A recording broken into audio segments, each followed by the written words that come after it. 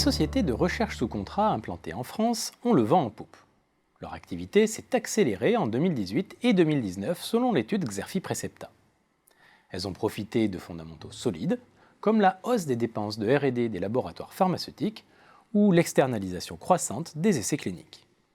Les CRO françaises ont également bénéficié de leur expertise reconnue mondialement en oncologie, une aire thérapeutique qui occupe une place croissante dans les pipelines pharmaceutiques.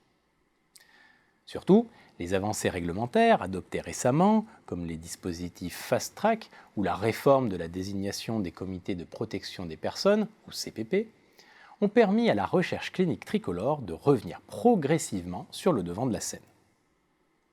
D'autres bouleversements législatifs, à l'échelle européenne cette fois, devraient soutenir la recherche clinique hexagonale à court et moyen terme, à l'instar du règlement européen sur les dispositifs médicaux ou celui sur les essais de médicaments à usage humain. Mais l'embellie pourrait être de courte durée. La France continue en effet de perdre du terrain sur les phases précoces, pourtant cruciales. Et alors que l'ouverture des bases de données médicales s'accélère, comme en témoigne le lancement du Health Data Hub fin 2019, les grandes CRO anglo-saxonnes apparaissent les mieux armées pour tirer profit de cette évolution. Fortes de leur stratégie full service et d'acquisition régulière, à l'image de celle de Medimix International par PPD, elles disposent de compétences toujours plus pointues dans l'analyse et le traitement de données de santé.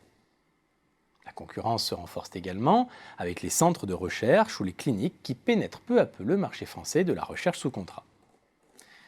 Dans ce contexte, quels sont les leviers de croissance privilégiés par les CRO ? La course à la taille apparaît sans doute comme le levier le plus radical afin de gagner en visibilité auprès des grands donneurs d'ordre, bénéficier d'économies d'échelle et d'effets d'expérience et faire face à des investissements de plus en plus coûteux. Les CRO améliorent en parallèle leur efficacité opérationnelle.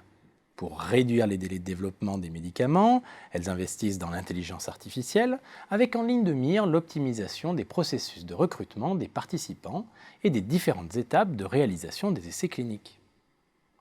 Au-delà de ces logiques, les acteurs explorent aussi de nouveaux horizons, par exemple en élargissant leur champ de compétences via l'acquisition de sociétés spécialisées, ou au contraire en se focalisant sur un domaine thérapeutique précis ou un stade de recherche.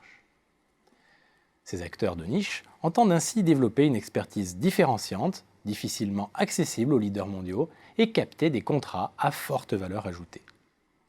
Leur expertise suscite d'ailleurs les convoitises des géants mondiaux. Les plus grandes CRO s'attellent pour leur part à diversifier leur marché client en s'adressant aux industries des dispositifs médicaux, des cosmétiques ou des biotechnologies.